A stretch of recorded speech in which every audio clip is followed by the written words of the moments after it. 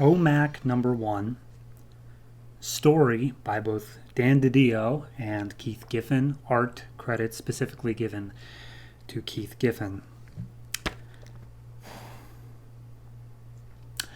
I don't like this. God, it's okay. So O.M.A.C., for those unaware, because it's not really a big name, was created by Jack Kirby back in the 70s. He was a dude who had help from a satellite. I don't want to spoil too much, but we get some answers to that at the end of this as to who this dude is. But it's more important that you know 70s creation, Jack Kirby. Okay? Got that? Good. Moving on. This opens up in Cadmus Labs, Cadmus Industries, where we meet Jody Robbins, the assistant director for environmental research and development, looking for her boyfriend, Kevin Coe, who does something, I don't know what. Cadmus is, by the way, devoted to genetic stuff. That's its MO.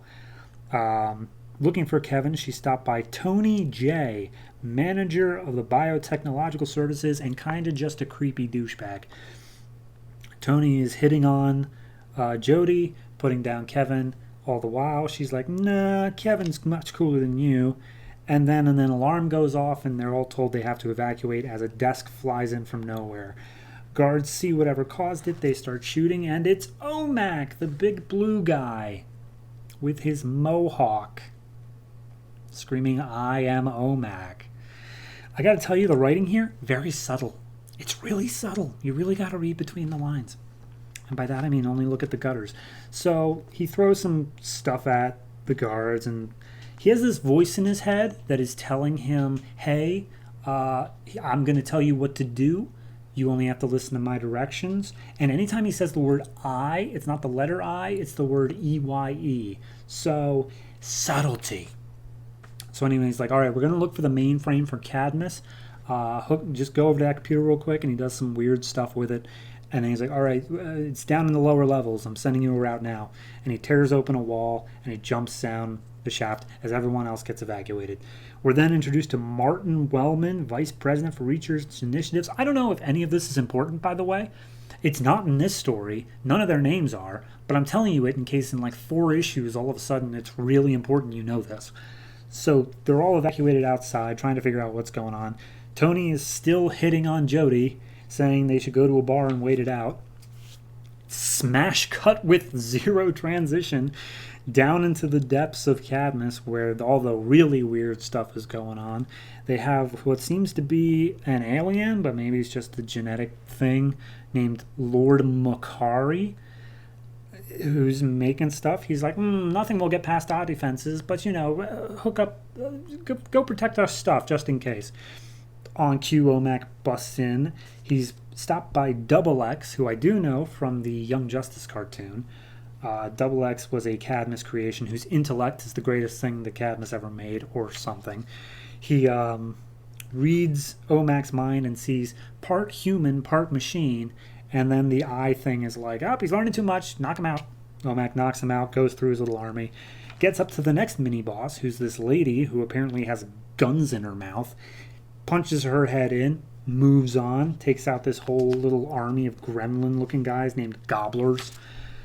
He's having some trouble taking out all of them, so the voice in his head gives him an extra power boost. He takes them out. He finally comes across where the mainframe is, tears out a giant thing in this giant double-page spread, and just monologues for a while about, in a moment I will gain access to the wealth of information stored in these walls. Once I unite with the blah, blah, blah, blah, blah. It's just saying how he's unbeatable now.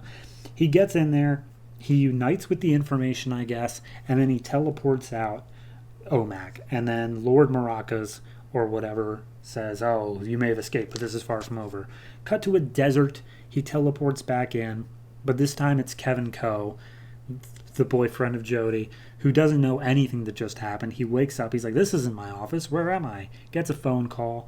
It's the voice in his head who's like, oh, hey, hi. My name is Brother I. I'm a satellite out in space. I kind of take control of your body every once in a while. And you should call your girlfriend because she's a little bit concerned about you. And with next issue, things get really weird.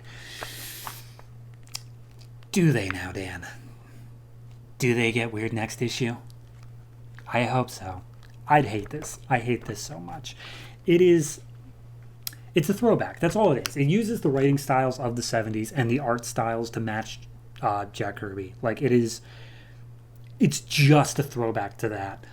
But it's not done with any sort of modern styling at all. It's only done as a throwback. The reason that we changed over time to modern stylings is because we realized that that's quote unquote better. I know art is subjective, but like there's some stuff that is just, easier to read and whatnot, easier to follow, and the art style is just grating on the eyes. The inks are way too much in there. And the writing style, like he keeps on, there's not a page that goes by that doesn't have Brother I just going like, I am going to be victorious. I am fantastic. Yes, we get it. You like the word I. Congratulations. I hope I don't have to keep reading this for very long. And luckily I don't. It does get canceled sooner than most, but I am still not looking forward to it. So on a rating scale, I'm giving this like a 3. It's not good. It is not good. So just... O.M.A.C.